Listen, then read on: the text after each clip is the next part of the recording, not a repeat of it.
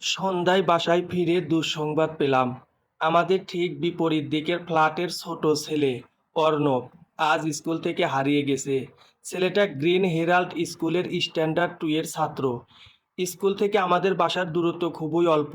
মাঝে মাঝে গাড়ি ছাড়াই অর্ণবের মা তাকে আনতে যায়। আজও স্কুলের গেট দিয়ে বের হয়ে অর্ণব মায়ের হাত ধরে হেঁটে আসার সময় ভিড়ের মধ্যে হাত ছুটে হারিয়ে যায়। শুনে অবশ্য আমার একটু অস্বাভাবিক লাগলো। দিনে দুপুরে মায়ের হাত থেকে ছুটে হারিয়ে যাওয়া খুব সহজ না।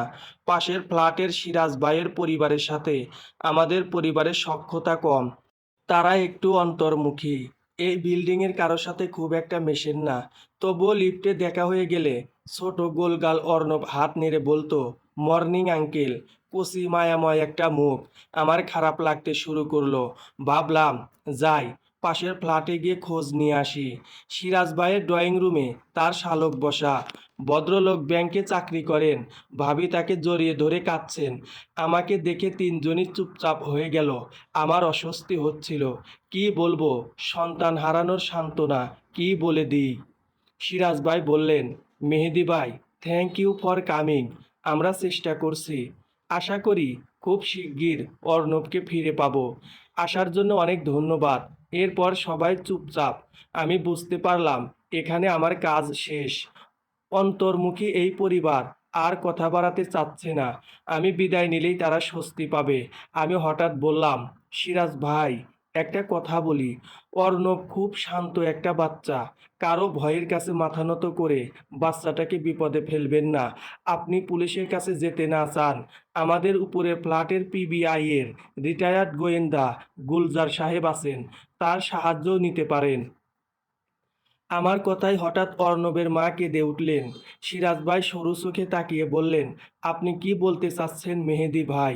বললাম, অর্ণব হারিয়ে যায়নি, সেটা বুঝতে পারছি সিরাজ ভাই। সম্ভবত কেউ তাকে কিডন্যাপ করেছে এবং এখন হুমকি দিচ্ছে পুলিশে খবর দিলে তার ক্ষতি হবে। আপনারা সম্ভবত তার কিডন্যাপের টাকা জোগাড় করতে ব্যস্ত এখন। এবার সিরাজ ভাইয়ের স্ত্রী জোরে কেঁদে উঠলেন। সিরাজ ভাই বললেন, কিভাবে শিওর হচ্ছেন এইসব ভাই? আমি বললাম, ভাই, গ্রিন হেরাল্ড থেকে আপনাদের বাসার রাস্তা এত ক্রাউডেড না যে এখানে একটা বাচ্চা হারিয়ে যাবে বা হারিয়ে গেলে কেউ লক্ষ্য করবে না। মায়ের হাত থেকে বাচ্চা ছুটে গেলে আপনাদের যেভাবে চারিদিকে খোঁজ খবর করার কথা, সেটারও কোনো লক্ষণ দেখা যাচ্ছে না। পুলিশের কাছে একটা সাধারণ জিডি করে চুপচাপ ঘরে বসে আছেন। অর্থাৎ বাচ্চার কি হয়েছে আপনারা জানেন। হারিয়ে যাওয়া যেহেতু সম্ভব না, তাই আমার কথার পর অনেকক্ষণ সবাই চুপচাপ হয়ে গেল। আমি কিছুক্ষণ দাঁড়িয়ে থাকলাম, তারপর চলে যাওয়ার জন্য পা বাড়ালাম। সিরাজ ভাইয়ের শালক আমাকে থামালেন। ভাই, যাবেন না, বসেন। আপনি যখন এত কিছু ধরতে পেরেছেন, তখন আপনার কাছে আর লুকিয়ে কি হবে? আমি আবার এসে বসে পড়লাম। সিরাজ ভাইয়ের শালক ঘটনা বলতে শুরু করলেন। আজ দুপুরে স্কুল থেকে বের হয়ে ভাবি আর অর্ণব হেঁটে আসছিল। হঠাৎ এক মাইক্রোবাস এসে পাশে থামে। দুইজন লোক নেমে পিস্তল বের করে ভাবির মাথায় ধরে। ভাবি ভেবেছিলেন সাধারণ ছিনতাইকারী। হাতের সোনার চুড়ি খোলার আগেই দেখেন অর্ণবকে নিয়ে দুইজন গাড়িতে উঠে গেল। সামনে রাস্তা ফাঁকা ছিল। গাড়ি টেনে আসাদ গেট দিয়ে বের হয়ে গেছে। ভাবি অনেকক্ষণ বুঝতেই পারেননি কি হলো। তারপর তার চিৎকারে আশেপাশে লোক জড়ো হয়েছে। ভাবি দ্রুত সিরাজ ভাইকে ফোন দিয়ে থানার উদ্দেশ্যে রিকশায় ওঠেন। তখনই একটা টেলিটক নম্বর থেকে ফোন আসে, থানায় গেলে লাশ পড়ে যাবে অর্ণবের। ভয়ে আর থানায় যাননি ভাবি। সিরাজ ভাই আর তার নিজের ভাই রাসেলকে খবর দিয়ে নিয়ে এসেছেন। শলা পরামর্শ চলছে কিভাবে অর্ণবের কোনো ক্ষতি না করেই তাকে ফিরিয়ে আনা যায়। সারাদিন উৎকণ্ঠায় গিয়েছে। ভাবি কান্নাকাটি করেছেন আর পুরুষ দুইজন নিশ্চুপ বসেছিলেন, অপেক্ষা করেছেন কখন আবার যোগাযোগ করবে অপহরণকারীরা। তারা যে নম্বর থেকে ফোন দিয়েছিল সেটা ছিল বন্ধ। বিকেলে আবার ওই নম্বর থেকে ফোন এসেছে, আগামীকালের মধ্যে 50 লাখ টাকা জোগাড় করে রাখতে হবে। কোথায় পৌঁছে দিতে হবে সেটা পরে বলা হবে। টাকা জোগাড় না করতে পারলে বুড়িগঙ্গায় ভাসবে অর্ণব। তখন থেকে আবার অস্থির হয়ে গেছে এই পরিবারটা। এত স্বল্প সময়ে এত টাকা জোগাড় করা প্রায় অসম্ভব। আতঙ্কে অস্থির সবাই। বলতে বলতে ভাবি আবার কাঁদতে লাগলেন। সিরাজ ভাইয়ের চোখেও পানি। আমি কি করব বুঝতে পারছিলাম না। ড্রয়িং রুমের একটা দেয়ালে অনেক বড় একটা অর্ণবের ছবি। স্কুলের কোনো প্রতিযোগিতায় জেতা একটা মেডেল হাতে হাসি মুখে তাকিয়ে আছে সে। দেখে আমার বুক ধক করে উঠল। এত জীবন্ত মনে হলো এখনই বলবে, হাই আঙ্কেল। আমার বাবা মাকে কান্না থামাতে বলেন না প্লিজ। আমি মন খারাপ করে বসে রইলাম। আমাদের অল্প পরিচিত কিন্তু প্রতিবেশী পরিবারটি ভয়াবহ বিপদে পড়েছে। তাদের জন্য কিছু করতে পারলে খুবই ভালো লাগতো, কিন্তু সে ক্ষমতাও আমার নেই। পরিচিত জনদের মধ্যে মাত্র একজনেরই কিছু করার ক্ষমতা আছে, গুলজার আঙ্কেল। পিবিআই এর ডিজিআই হিসাবে রিটায়ার্ড করেছেন ভদ্রলোক, কিন্তু অসম্ভব প্রখর তার বিশ্লেষী ক্ষমতা। শুধু পর্যবেক্ষণ করেই অনেক সত্য বের করে নিয়ে আসতে পারেন, যেটা আমাদের কাছে ম্যাজিকের মতো লাগে। আমি একটু ইতস্তত করে বললাম, আমাদের উপরের তলার গুলজার আঙ্কেলকে বললে কেমন হয়? আমার কথায় তিনজনই থমকে গেলেন। আমি আবার বললাম, উনি তো আসলে এখন আর পুলিশে নেই, কিন্তু উনার বুদ্ধি অসাধারণ। তাছাড়া এই ধরনের কেস জীবনে বহু ডিল করেছেন, অপরাধীদের মনস্তত্ত্ব বোঝেন। উনাকে বললে আমার মনে হয় ভালো পরামর্শ দিয়ে সাহায্য করতে পারবেন। কিছুক্ষণ রুমের সবাই চুপচাপ থাকলো। সিরাজ ভাই এক সময় বললেন, উনি কি পুলিশকে জানিয়ে দিবেন না ব্যাপারটা? পুলিশ জানলেই তো বিপদ হবে। আমি বললাম, সমস্যা হবে জানলে নিশ্চয়ই পুলিশকে বলবেন না উনি। উনার পরামর্শ নেওয়াই ভালো। রাসেল বললেন, আমার মনে হয় না এত লোক জানাজানি করা উচিত হবে। আমি ভাবলাম এরা সম্ভবত আর রাজি হবে না। তখন হঠাৎ সিরাজ ভাই বললেন, অবশ্য গুলজার সাহেবের অনেক সুনাম, ভালো লোক, সাহায্য চাওয়া যেতে পারে। রাসেল ভাই কি বলতে যাচ্ছিলেন, সম্ভবত আবার আপত্তি করতে যাচ্ছিলেন। ভাবি তাকে থামিয়ে দিলেন।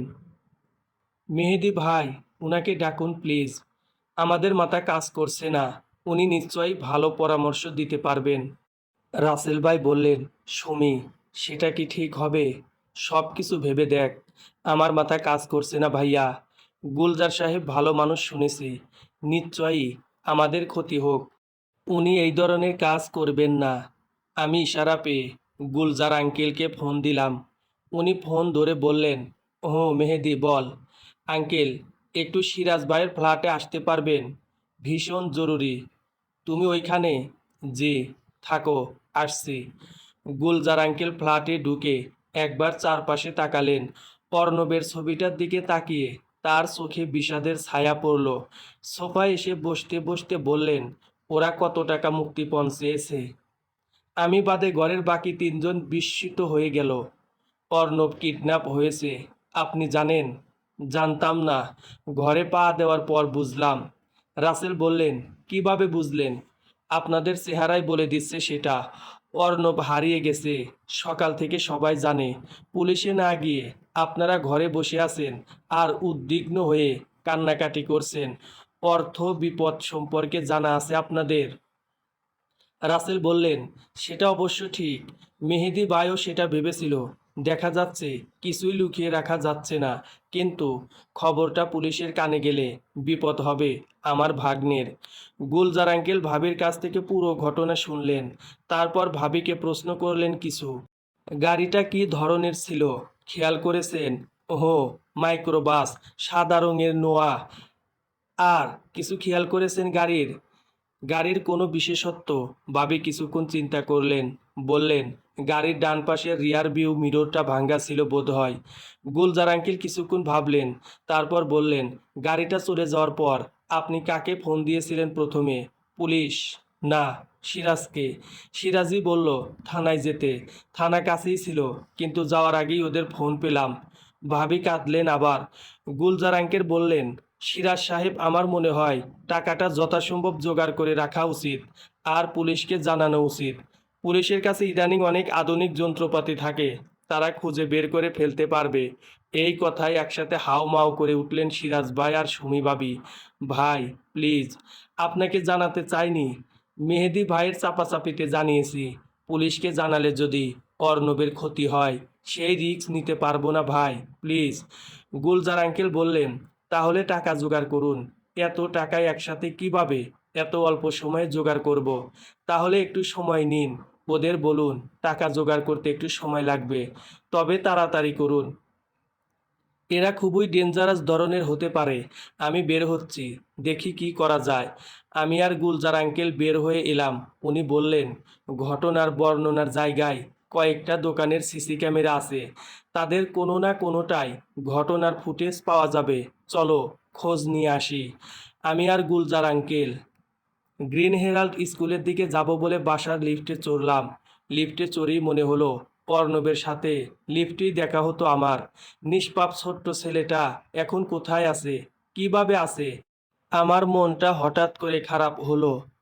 কিছু মানুষ কতটা হৃদয়হীন হতে পারে ভাবছিলাম। তখনও কি জানতাম কঠিন এক জীবন জটিলতার মুখোমুখি হতে যাচ্ছি সামনে। সুমিভাবি যে জায়গাটার বর্ণনা দিয়েছেন, সেখানে পৌঁছে দেখি রাস্তার ওই পাশে স্কুল আর চার্চের দেওয়াল, এই পাশে কয়েকটা হাই রাইজ বিল্ডিং। এই বিল্ডিংগুলোর নিচে কিছু রেস্টুরেন্ট টাইপ, সবগুলোতেই সিসি ক্যামেরা আছে এবং অন্তত একটা ক্যামেরা রাস্তা কাভার করা। আমরা প্রথমে অরেঞ্জ স্কোয়াশ নামে রেস্টুরেন্টে ঢুকলাম। ম্যানেজার ভদ্রলোক, আমাদের পরিচিত। গুলজার আঙ্কেল তাকে শুধু বললেন, ভাই, আমরা একটু আপনার সিসি ক্যামেরার আজকের সকালের দিকের ফুটেজ দেখতে চাই, সম্ভব? ভদ্রলোক কোনো প্রশ্ন না করেই সিসি ক্যামেরার কন্ট্রোলার মাউস আমার হাতে তুলে দিলেন। পাসওয়ার্ড দিয়ে পুরান রেকর্ড ওপেন করে দিলেন। আমি সকাল 11টার দিকের ভিডিও চালালাম। রাস্তার সামনের ক্যামেরাটার ভিউ এরিয়ে খুব অল্প। স্বাভাবিকভাবে সেটা রেস্টুরেন্টের মূল এন্ট্রান্স কাভার করে, তারপর সামনের রাস্তার কিছু অংশ নিয়ে এসেছে। ওই সময় আমরা টেনে টেনে দেখতে লাগলাম। 11টা 10-এর দিকে দেখা গেল কিছু গ্রিন হেরাল্ড স্কুল ড্রেস পরা স্টুডেন্টরা রাস্তা দিয়ে হেঁটে যেতে লাগলো। 11টা 15-তে সুমি ভাবিকে দেখা গেল রেস্টুরেন্টের সামনে দিয়ে হেঁটে যাচ্ছেন ধীরে। একটু অন্যমনস্ক মনে হলো। তার এক হাতে শক্ত করে ধরা অর্ণব। আস্তে হেঁটে তারা ক্যামেরার বাইরে চলে গেল। তার মানে অরেঞ্জ স্কোয়াশ রেস্টুরেন্টের সামনে কিছু ঘটেনি। আমরা সেখান থেকে বের হয়ে পরের বিল্ডিংয়ের নিচের রেস্টুরেন্টে গেলাম। রেস্টুরেন্টের নাম রিং সিং, ইংরেজিতে ক্যালিগ্রাফি করে লেখা। ঠিক মতো পড়া যায় না। ভিতরে ঢুকে দেখি ভিড় অনেক। বোঝা যাচ্ছে বেশ চালু এটা। এই সন্ধ্যায় জমে গেছে আড্ডা। ম্যানেজার সাহেবকে খুঁজে বের করে হতাশ হতে হলো। ভদ্রলোক খুবই ব্যস্ত।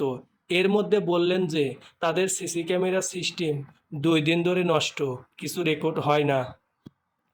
টেকনিশিয়ানকে খবর দেওয়া হয়েছে এসে ঠিক করতে। রেস্টুরেন্ট থেকে বের হয়ে গুলজার আঙ্কেল ভালো করে রেস্টুরেন্টের সামনের দিকটা জরিপ করলেন।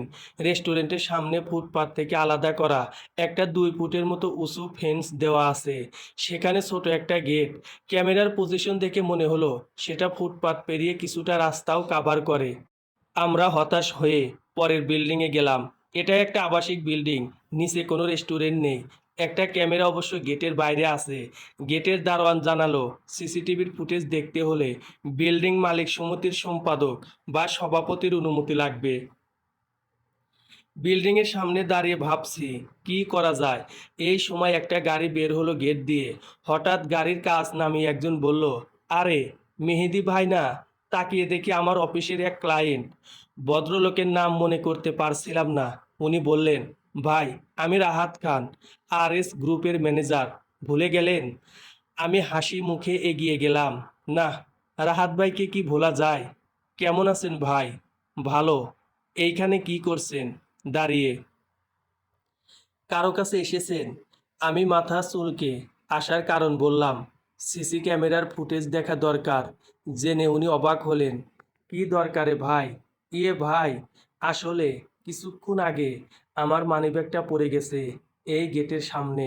দেখতে চাচ্ছিলাম কি হলো সেটা। অজুহাতটা তেমন জুতোসই হলো না বোধ হয়। ভদ্রলোক আমার দিকে অদ্ভুত চোখে কিছুক্ষণ তাকিয়ে দারোয়ানকে ডাক দিয়ে সিসি ক্যামেরার ফুটেজ দেখাতে বলে দিলেন। তারপর হুশ করে গাড়ি চালিয়ে চলে গেলেন। আমি চোখ মুখ লাল করে সিসিটিভির ভিডিও ফুটেজ দেখতে বসলাম। ক্যামেরার মান খুব একটা ভালো না। সকাল 11টা 15 মিনিট থেকে টেনে দেখতে লাগলাম। 11টা 20 মিনিটের দিকে সুমিবাবিকে দেখা গেল একা, উদ্ভ্রান্তের মতো এক কোণা থেকে ছুটে এলেন। তারপর একটা রিক্সা ডেকে উঠে পড়লেন। বোঝা গেল থানার দিকে যাওয়ার জন্য রিকশাতে উঠলেন। ক্যামেরা খারাপ হলেও অনেকখানি রাস্তা কাভার করা ফলে সমীভাবিকে চেনা গেল। এখানে উনি রিকশা থেকে উঠলেন মানে পাশের রেস্টুরেন্টের সামনেই ঘটেছে ঘটনা। ওই হোটেলের সামনে থেকেই কিডন্যাপ হয়েছে অর্ণব। কি ভাগ্য যে ওই রেস্টুরেন্টের ক্যামেরাই খারাপ। আমি আর গুলজার আঙ্কেল ফিরে চললাম। আমি খানিকটা হতাশ। ভেবেছিলাম গাড়ির একটা ফুটেজ পাওয়া যাবে, তাতে অন্তত গাড়ির নম্বরটা পাওয়া যেত। গুলজার আঙ্কেলের দিকে তাকিয়ে দেখি চিন্তিত ভঙ্গিতে হাঁটছেন তিনি। মনে হলো বড় কোনো খটকা লেগেছে তার, সেটা নিয়েই ভাবছেন। নিজের ফ্ল্যাটে ফিরে আমি ব্যস্ত হয়ে গেলাম। আত্মীয় স্বজন বেড়াতে এসেছেন, সেটা নিয়ে দৌড়াদৌড়ি করলাম পরদিন। সন্ধ্যায় আত্মীয়স্বজন চলে গেলে আবার আমার মনে পড়লো ঘটনা। প্রথমে পাশের বাসায় গেলাম খবর নিতে। বাসায় এখনো রাসেল ভাই আছেন। বোঝা যাচ্ছে বোনের এই বিপদে তিনি বোনকে ছেড়ে যাননি। সিরাজ ভাইকে দেখলাম বাইরে যাবার কাপড় চোপড় পরা, সম্ভবত তার ফ্যাক্টরিতে গিয়েছিলেন। ফিরে কাপড় না ছেড়েই বসে পড়েছেন সোফায়। আপডেট জিজ্ঞেস করে জানলাম কিডন্যাপারদের বুঝিয়ে সময় বাড়ানো গিয়েছে, তবে মাত্র একদিন। আগামীকালের মধ্যে টাকা দিতেই হবে, না হলে অর্ণবকে আর পাওয়া যাবে না। এটাই ফাইনাল আলটিমেটাম। সিরাজ ভাই জানালেন টাকা রেডি করতে তার সময় দরকার আরও। ব্যবসা থেকে হুট করে ক্যাশ টাকা বের করা যায় না, আর ইদানিং তার ব্যবসার অবস্থাও খুব একটা ভালো না। রাসেল ভাই জানিয়েছেন উনি লাখ দশেক দিতে পারবেন কাল। এখন সিরাজ ভাই 40 লাখ জোগাড় করতে পারলেই চলবে। আমার ভালো লাগলো, এই যুগে সত্যিকারের আত্মীয় পাওয়া মুশকিল। রাসেল ভাই সামান্য চাকরি করেন, তারপরও বোনের বিপদে 10 লাখ দিতে চেয়েছেন। বিরাট ব্যাপার। এই সময় কোনো আত্মীয়ই টাকা পয়সা বের করতে চায় না, নানা অজুহাত দিয়ে কেটে পড়ার চেষ্টা করে। তার উপর 10 লাখ টাকা। রাসেল ভাই আসলেই ভালো মানুষ। আগামীকাল টাকা দেওয়া হবে শুনে চলে আসছিলাম। এই সময় মনে একটা প্রশ্ন আসলো, আচ্ছা সিরাজ ভাই, কিডন্যাপার তো একই নম্বর ব্যবহার করছে, তাকে ট্রেস করা তো কঠিন হতো না? সিরাজ ভাই আমার আচমকা প্রশ্নে একটু থমকালেন। তারপর বললেন, ভাই আগে অর্ণব উদ্ধার হোক, তারপর বাকি কাজ ভাবা যাবে। ওই মোবাইল সিম থেকে নিশ্চয়ই পুলিশ তাকে ধরতে পারবে, যদি রেজিস্ট্রেশন করা সিম হয়। রেজিস্ট্রেশন করা সিম ছাড়া সব সিমই তো বন্ধ হয়ে গেছে। অর্ণব উদ্ধার হওয়ার আগে আর কিছু করতে চাচ্ছি না ভাই। ঠিক আছে ভাই, আমি আসি বলে ওখান থেকে বের হয়ে এলাম। ভাবলাম গুলজার আঙ্কেলের ফ্ল্যাটে গিয়ে দেখি উনি কত দূর কি করতে পারলেন। গুলজার আঙ্কেল দরজা খুলে বললেন, এসো। আমি ড্রয়িং রুমে বসলাম। গুলজার আঙ্কেলের ড্রয়িং রুমটা খুব সাদামাটা। মেহগনি কাঠের হালকা ডিজাইন করা সোফা, সামনে একটা টি টেবিল। খুব আহামরি কিছু না। দেওয়ালে গুলজার আঙ্কেলের নানা বয়সের কিছু ছবি টানানো, পুলিশের কিছু কৃতিত্বের পুরস্কার পাওয়া ছবি। ছোট ডাইনিং রুম ড্রয়িং রুমের সাথে লাগানো, সেখানেও মেহগনি কাঠের চেয়ার টেবিল। খুবই সাধারণ ধরনের, মধ্যবিত্তের বাসার মতো। একজন ডিআইজির এই সাদামাটা জীবনই বলে দেয় কতটা সৎভাবে কেটেছে তার চাকরি জীবন। গুলজার আঙ্কেল আমার হাতে একটা চায়ের কাপ ধরিয়ে দিয়ে বললেন, বুঝলে মেহেদি, অর্ণবের ঘটনাতে অনেক খটকা। আমি অবাক হলাম। বলেন কি আঙ্কেল? ওহো, অর্ণবকে কি কিডন্যাপ করা হয়নি? Shut up. জানি না, তবে অর্ণবের অনেক বিপদ। বলেন কি আঙ্কেল, অর্ণবকে বাঁচাতে হবে, সে একটা ছোট শিশু। অবশ্যই আমরা তাকে বাঁচাবো মেহেদি, কিন্তু আমাদের কিছু ধাঁধার সমাধান আগে করতে হবে। কি ধাঁধা আঙ্কেল? গুলজার আঙ্কেল কিছু বললেন না, চুপ করে রইলেন। আমার টেনশন বাড়তে লাগলো। অর্ণবের মতো একটা সুন্দর শিশুর কিছু হলে সেটা হবে খুবই মর্মান্তিক। আমাদের তাকে খুঁজে বের করতেই হবে। গুলজার আঙ্কেল আমাকে বললেন, আচ্ছা তুমি আমার কাছে আসার আগে নিশ্চয়ই সিরাজ সাহেবের বাসায় গিয়েছিলে। আমি বললাম, জি। কি কি দেখলে? আপডেট কি? আমি বললাম, একদিন সময় দিয়েছে কিডন্যাপাররা। আরও বললাম, কিডন্যাপারদের মোবাইল নম্বর ব্যবহার করেই তো ওদের ধরা যায়, সেটা খুবই সহজ ব্যাপার। গুলজার আঙ্কেল হাসলেন। তুমি কি এই কথা ওদের বলেছো? জি বলেছি। ওরা কে কি বলল? শুধু সিরাজ সাহেব বললেন, আগে অর্ণব ফিরে আসুক, তারপর নিশ্চয়ই এইভাবে ধরা যাবে। গুলজার আঙ্কেল বললেন, ঠিকই বলেছেন উনি, আগে অর্ণব ফিরে আসুক। এরপর কিছুক্ষণ চুপ থেকে বললেন, আজকে সিরাজ সাহেবের বউ সুমিকে কেমন দেখলে?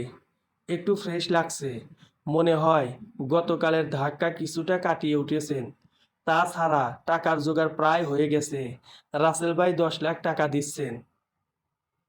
গুলজার আঙ্কেল কিছুক্ষণ আমার দিকে তাকিয়ে থেকে বললেন, তোমাকে তো আমি মানুষের চরিত্রের অনেক দিক বিশ্লেষণ করতে শিখিয়েছি, তুমি বলো তো সুমি কেমন মেয়ে? আচমকা এই প্রশ্ন আমি চমকে গেলাম, তবু সিরিয়াস হয়ে ভাবতে লাগলাম, সুমি ভাবি কেমন মেয়ে? দেখা গেল আমি তার সম্পর্কে তেমন কোনো তথ্যই জানি না, যদিও উনি আমার প্রতিবেশী অনেক দিন ধরে, কিন্তু যোগাযোগ নেই একদম। আমার স্ত্রী মিলির সাথেও খাতির নেই। মিলি অবশ্য মাঝে মাঝে বলে, খুব ডাঁট সুমি ভাবির, ভাবে চলে। মিলির এই সব কথাকে গুরুত্ব দেওয়ার কিছু নেই। সে কারো উপর রেগে থাকলে তাকে নিয়ে এরকম মন্তব্য করে, স্বাভাবিক ব্যাপার। সিরাজ ভাই আর সুমি ভাবির সম্পর্ক কেমন তাও জানি না, তবে খুব খারাপ নিশ্চয়ই না। দুইজন একসঙ্গে ঘুরতে টুরতে যায় দেখি। অনেক চিন্তা করে বললাম, আমার কাছে স্বাভাবিক ধরনের মহিলা বলেই মনে হয়। গুলজার আঙ্কেল উঠে গিয়ে শোকেস থেকে একটা ছোট গাড়ির শোপিস নিয়ে এলেন, তারপর সেটা টেবিলের উপর রাখলেন। আর একটা ছোট শোপিস টেবিলের উপর রেখে গাড়িটা পাশে রাখলেন। এই যে দেখো সেদিনের ঘটনা, রিংসিং হোটেলের সামনে দিয়ে সুমি অর্ণবকে নিয়ে যাচ্ছিল। এই সময় এই গাড়িটা হুট করে পাশে দাঁড়ালো। এরপর অর্ণবকে নিয়ে সোজা চলে গেল। এখন দেখো এই গাড়িটার কোন পাশ সুমির পক্ষে দেখা সম্ভব? আমি বললাম, বা পাশ। রাইট, গাড়িটার বাঁ পাশে সে ছিল, তার পক্ষে ডান পাশ দেখা সম্ভব না। তাহলে সে কিভাবে বলল গাড়ির ডান পাশের লুকিং গ্লাস ভাঙ্গা? আমি একটু ইতস্তত করলাম। সুমিভাবি গতকাল বলেছিল গাড়িটার ডান পাশের লুকিং গ্লাস ভাঙ্গা, কিন্তু গাড়ির ডান পাশ তার পক্ষে দেখা সম্ভব না। বললাম, সুমি হয়তো ভুল দেখেছে, অথবা বাম পাশটাকেই ডান পাশ বলেছে ভুলে। ওই রকম উত্তেজনার সময় ভুল হতেই পারে। গুলজার আঙ্কেল পকেট থেকে মোবাইল বের করে একটা ছবি দেখালেন। একটা নোয়া মাইক্রোবাস, গাড়ির ছবি সামনে থেকে তোলা, দেখা যাচ্ছে ডান দিকের লুকিং গ্লাস ভাঙ্গা। বললেন, এইটাই সেই গাড়ি, আমি খুঁজে বের করেছি। কিভাবে পরে বলবো। কেউ অবশ্য ধরা পড়েনি। আমি বিস্মিত হয়ে গেলাম। সমীভাবী গাড়ির বর্ণনা দিয়েছে নিখুঁতভাবে, কিন্তু উনার এই ভাঙ্গা গ্লাস দেখার কথা না। তার মানে কিছু একটা মিথ্যা বলেছে সে, কিছু একটা চেপে যাচ্ছে আমাদের কাছে। কেন মিথ্যা বলল সমীভাবী? সে কি এই ঘটনায় জড়িত? অবিশ্বাস্য। আমি গুলজার আঙ্কেলকে বললাম, একজন মা তার বাচ্চার কিডন্যাপে জড়ানো থাকবে? আমার বিশ্বাস হয় না আঙ্কেল। আঙ্কেল বললেন, ঠিকই জড়িত থাকার কথা না সুমির, কেন মিথ্যা বলল সেটা বের করে ফেলবো। তবে অর্ণবের সামনে খুব বিপদ, আমরা একটু ভুল করলেই মারাত্মক ক্ষতি হয়ে যাবে তার। পরের দিন দুপুর পর্যন্ত অফিসের কাজে ভীষণ ব্যস্ত থাকলাম।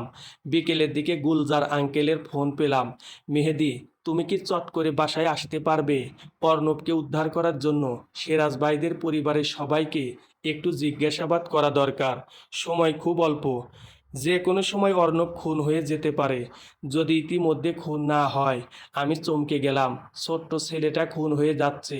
আমি চট করে অফিস থেকে বের হয়ে পাঠাও ডেকে হুন্ডায় চড়ে বসলাম।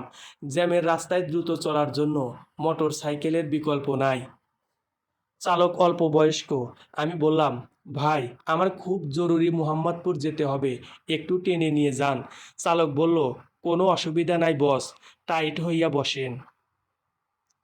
এরপর সে হুন্ডা নিয়ে উড়াল দিল, ভয়ঙ্করভাবে দুই বাসের মাঝ দিয়ে। কখনো সাই করে গাড়ির সামনে দিয়ে বাউলি কেটে রিকশাকে গুঁতো মেরে সে উড়ে চলল। আমার মনে হলো, বেটাকে কোন কুক্ষণে যে তাড়াতাড়ি যেতে বলেছিলাম। যান নিয়ে এখন বাসায় ফিরতে পারলে হয়। বাসার সামনে নেমে যখন হেলমেট খুললাম, আমার ভয়ে মুখ থেকে রক্ত সরে গেছে। বাইকওয়ালা হেসে বলল, আরে বস, আপনি দেখি মারাত্মক ভীতু, এত ভয় পাইলে চলবো? 5 বছর ধরে এই শহরে হুন্ডা চালাই, হুন্ডাকে আমি একটা দড়ির উপর দিয়ে ঘুরাইতে পারি। আমি বিল মিটিয়ে দিলাম। লোকটা এরপর যা করলো সেটা খুবই আশ্চর্য ব্যাপার। আমাকে দেখানোর জন্যই কিনা যাওয়ার সময় আঁকাবাঁকা সর্পিল আকারে কিছুক্ষণ মোটরসাইকেল চালালো এবং মোড় ঘোরার সময় পিছলে গিয়ে হুড়মুড় করে পড়ল। আমি দৌড়ে তাকে উঠাতে গেলাম, সে তার আগেই উঠে কাপড় ঝাড়া দিয়ে হাসলো, তারপর হুন্ডা চালিয়ে চলে গেল। আমি ধাতস্থ হয়ে লিফটে উঠে পড়লাম। বিরাট বাঁচা বেঁচে গেছি। ওই বেটা যদি আমাকে সহ এই স্ট্যান্ডবাজি দেখাতে যেত তাহলেই গেছিলাম আজ। গুলজার আঙ্কেলের বাসায় ঢুকতেই দেখলাম উনি বসে আছেন সোফায়, চিন্তিতভাবে, যেন কোনো হিসাব মিলাচ্ছেন। আমাকে দেখে বললেন, গুড, তুমি তো বেশ তাড়াতাড়ি এসে পড়েছো। একটা কাজ করো, আমাদের বাসার দারোয়ানকে জিজ্ঞেস করে আসো গত 3 দিন সিরাজ ভাই, সুমি এবং তার ভাই কখন কখন বাসা থেকে বের হয়েছে আর কতক্ষণ পর ফিরেছে। আমি আবার নেমে এলাম। আমাদের বিল্ডিংয়ে সিসি ক্যামেরা নেই। অনেক দিন ধরেই আলোচনা চলছে সেটা নিয়ে, কিন্তু সিসি ক্যামেরা এখনো বসানো হয়নি। বিল্ডিংয়ের দারোয়ান 3 জন, লিটন, রফিক আর পলাশ, পালা করে ডিউটি করে। লিটন আর রফিককে পাওয়া গেল। তাদের জিজ্ঞেস করলাম, তারা অনেক চিন্তা করে সময় বলল। আমি কাগজে লিখে নিলাম, সিরাজ ভাই প্রথম দিন বের হননি, বাকি 2 দিন সকালে বের হয়ে বিকেলে ফিরেছেন। সুমি ভাবি প্রতিদিনই বের হয়েছে, সকালে প্রায় 1 ঘন্টার মতো বাইরে ছিল 3 দিনই। তার ভাই প্রতিদিনই বিকেলে বের হয়েছে, উনিও ঘন্টাখানিক বাইরে ছিলেন প্রতিবার। সিরাজ ভাই গাড়ি বের করেছেন 2 দিনই, বাকি 2 জন গাড়ি নেননি, হেঁটে গিয়েছেন বা রিকশায় গিয়েছেন। আমি বললাম, তোমরা তাহলে এই দেখেছো, পলাশ কোথায়? যে যখন ডিউটি করেছে তখন এরা বের হতে পারে, তার সাথে কথা বলা দরকার। লিটন বলল, পলাশ ছুটি নিয়ে বাড়িতে গেছে স্যার, গত 4 দিন ধরে আমরা 2জনই ডিউটি করছি। আমি সব তথ্য নিয়ে গুলজার আঙ্কেলের ফ্ল্যাটে গেলাম। উনি সব দেখে চিন্তিত ভঙ্গিতে বললেন, চলো, আমাদের সিরাজ সাহেবের বাসায় যাওয়ার সময় হয়েছে। সিরাজ ভাইয়ের ড্রয়িং রুমে বসে আছি। সিরাজ ভাই, সুমি ভাবি আর রাসেল ভাই বসে আছেন ছড়িয়ে ছিটিয়ে। সুমি ভাবিকে আজ বিধ্বস্ত লাগছে, বারবার হাউমাউ করে অর্ণবের নাম ধরে কেঁদে উঠছেন।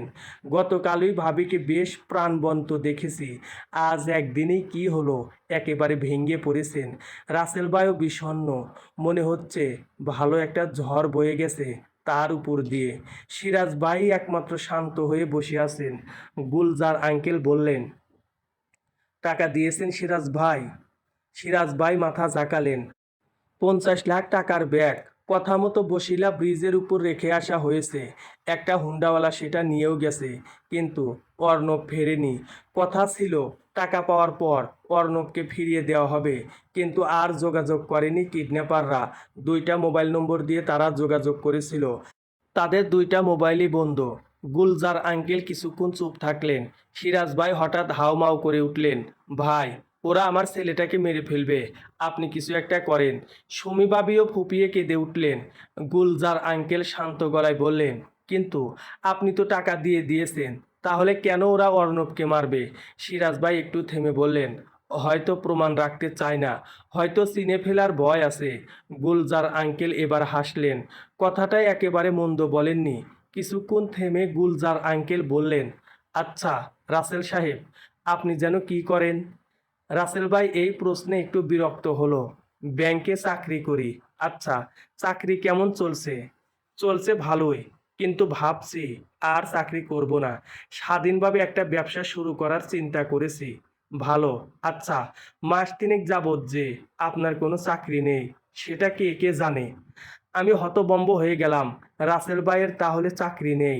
রাসেল ভাই তোতলাতে লাগলেন, কিছু বললেন না। সিরাজ ভাই বললেন, কি ব্যাপার রাসেল, চাকরি গেছে সেটা আমাকে বলনি তো? আমি ছেড়ে দিয়েছি ভাইয়া, চাকরি আর পোষাচ্ছিল না, ব্যবসা করব। কিন্তু আমার এইসব ব্যক্তিগত ব্যাপার এখানে আলোচনা কেন হচ্ছে? এবার গুলজার আঙ্কেল বললেন, হচ্ছে কারণ এই ঘটনার সাথে তার সম্পর্ক আছে। কি বলছেন যা তা, একটু পরেই পরিষ্কার হয়ে যাবে সব, বলে গুলজার আঙ্কেল সিরাজ ভাইয়ের দিকে ফিরলেন। আচ্ছা সিরাজ সাহেব, অর্ণবের কি আলাদা কোনো খাবারের প্লেট, গ্লাস এইসব আছে? সিরাজ ভাইয়ের চোখে মুখে বিস্ময়। ও আছে তো, লাল রঙের স্পাইডারম্যান গ্লাস আর নীল কাচের ডিজাইন করা প্লেট। কোথায় থাকে সেগুলো? কিচেন দেখে। চলুন তো দেখি। গুলজার আঙ্কেল আর সিরাজ ভাই কিচেনে যাচ্ছেন দেখে আমিও গেলাম। সিরাজ ভাই কিচেন র্যাক দেখিয়ে বললেন, আশ্চর্য, নেই তো, এখানেই থাকে। ড্রয়িং রুমে ফিরে সিরাজ ভাই বললেন, সুমি, অর্ণবের গ্লাস আর প্লেট কোথায়? সুমি ভাবি আর রাসেল ভাই কিচেনে যাননি।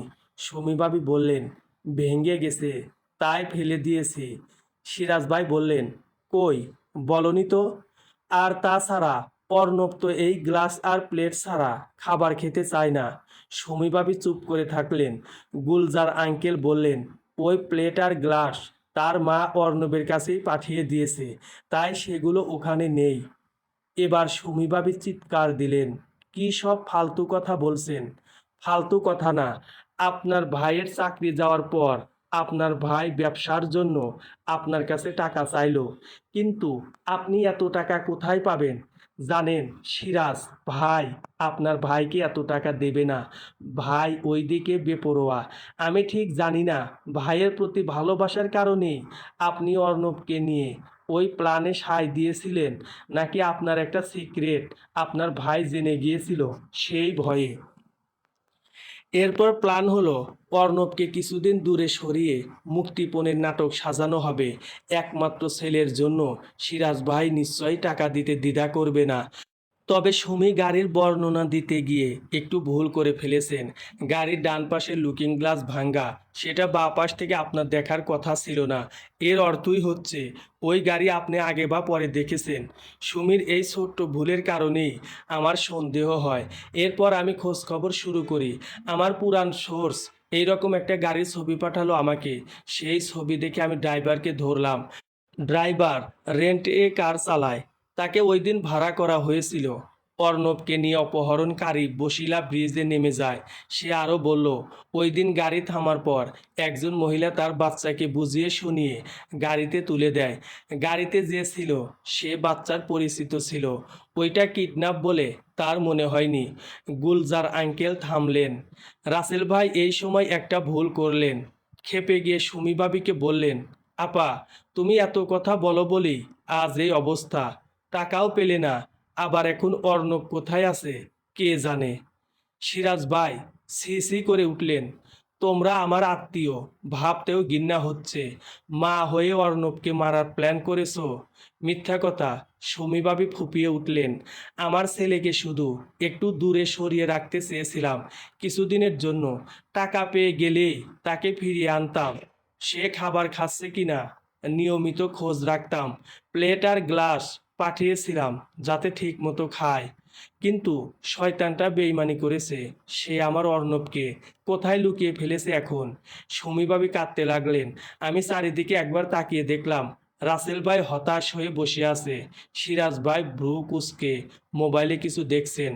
গুলজার আঙ্কেল শান্ত চেহারায় বসে আছেন। সুমিভাবি কেঁদে যাচ্ছেন হাউমাউ করে। হঠাৎ উনি গুলজার আঙ্কেলের দিকে তাকিয়ে বললেন, আপনি তো অনেক বুদ্ধিমান, আমার অর্ণবকে খুঁজে দিন। তারপর যা শাস্তি হয় আমি মেনে নেব, শুধু আমার বাচ্চাটাকে ফিরিয়ে দিন। হৃদয় বিদারক পরিবেশ। কি করব বুঝতে পারছি না। হঠাৎ গুলজার আঙ্কেল সিরাজ ভাইয়ের মোবাইল কেড়ে নিলেন। বললেন, এটা আমার কাছে থাক। সিরাজ ভাই বিরক্ত হয়ে কিছু বলতে যাচ্ছিলেন, তারপর চুপ করে গেলেন। আমি নিচু গলায় বললাম, আঙ্কেল, অর্ণবের কি হয়েছে বলে আপনার ধারণা? গুলজার আঙ্কেল মৃদু স্বরে বললেন, এখনও জানি না, তবে তাকে খুন করে গুম করে ফেলার প্ল্যান করা হয়েছে। পুলিশ কাজ করছে, আশা করি খুনি কিছু করার আগেই ধরা পড়বে। রুমের সবাই চুপ হয়ে গেল, শুধু সুমি ভাবি আরও জোরে ফুঁপিয়ে উঠলেন। ভাইয়ের দিকে তাকিয়ে বললেন, তোর জন্যই এত কিছু শয়তান, তুই মরিস না কেন, বদমাস। এই সময় গুলজার আঙ্কেলের ফোনে কল এলো। উনি ফোনে ও পাশের কথা শুনলেন, তারপর ফোন রেখে হাসি মুখে সুমিবাবের দিকে তাকিয়ে বললেন, পুলিশে এখনও আমার পুরান সহযোগীরা আছে, তাদের সাহায্যে আপনাদের ফোন ট্র্যাক করা হয়েছিল। তারপর সিরাজ ভাইয়ের দিকে তাকিয়ে বললেন, গাড়ি নিয়ে ওই ভুল বর্ণনা দেওয়ার পরেই আমি সুমির মোবাইল ট্র্যাকের ব্যবস্থা করি। সেখান থেকে দেখা যায় একটা নম্বরে কয়েকবার কথা বলেছে সুমি। তারপর দেখলাম সেই নম্বরটা আমাদের বাসারই দারোয়ান পলাশের। তখন খটকা লাগলো। এরপর একটু চিন্তা করতে ধীরে ধীরে হিসাবটা মিলে যেতে লাগলো। পলাশের সাথে অর্ণবের সম্পর্ক ভালো ছিল, তাই টাকা খাইয়ে পলাশকে হাত করা হয়েছে, যাতে অর্ণব পলাশের কাছে কিছুদিন ভালো থাকে। টাকা পাওয়া হয়ে গেলে পলাশ নিশ্চয়ই দূরে চলে যেত, এই বিল্ডিংয়ে আর ফিরতো না। প্ল্যান মোটামুটি ভালোই ছিল, কিন্তু পলাশ ছিল ভয়াবহ লোভী। অন্য একজন তাকে যখন আরও টাকার লোভ দেখালো, সে সুমির সাথে যোগাযোগ বন্ধ করে দিল। সুমি ভাবি বললেন, কি লোভ দেখালো? কেন?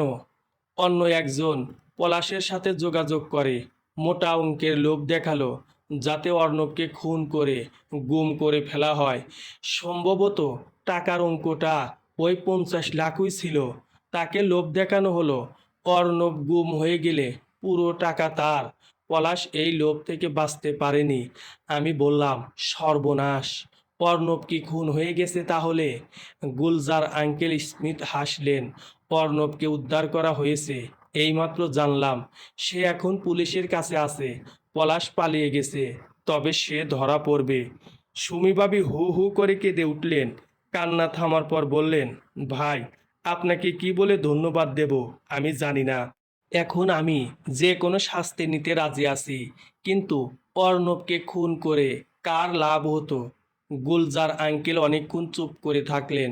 তারপর সিরাজ ভাইয়ের মোবাইল হাতে নিয়ে একটা মেসেজ দেখালেন সবাইকে, কিল হিম নাও।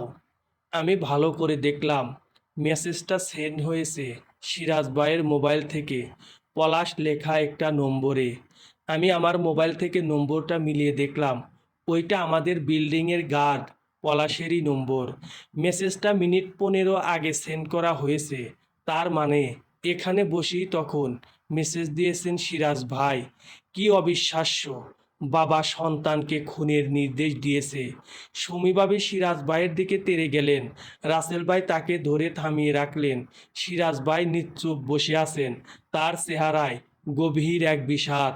সুমিভাবে চিৎকার করে বললেন, কেন? কেন? গুলজার আঙ্কেল শান্ত স্বরে বললেন, কারণ সিরাজ সাহেব জেনে গিয়েছিলেন অর্ণব তার সন্তান না। তার আসলে সন্তান নেওয়ার ক্ষমতা নেই। মাস দুয়েক আগে আমি ঢাকা মেডিকেলে গিয়েছিলাম এক আত্মীয়কে দেখতে। কাকতালীয়ভাবে সিরাজ সাহেবকে অর্ণব সহ সেখানে দেখেছিলাম। তখন কিছু মনে হয়নি, কিন্তু এই ঘটনার পর 2 দিন আগে আমি আমার বন্ধুর মাধ্যমে ঢাকা মেডিকেলে খোঁজ নিয়েছি।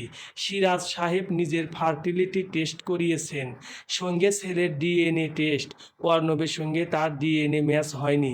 সম্ভবত কোনো সন্দেহ থেকে উনি এটা করিয়েছিলেন।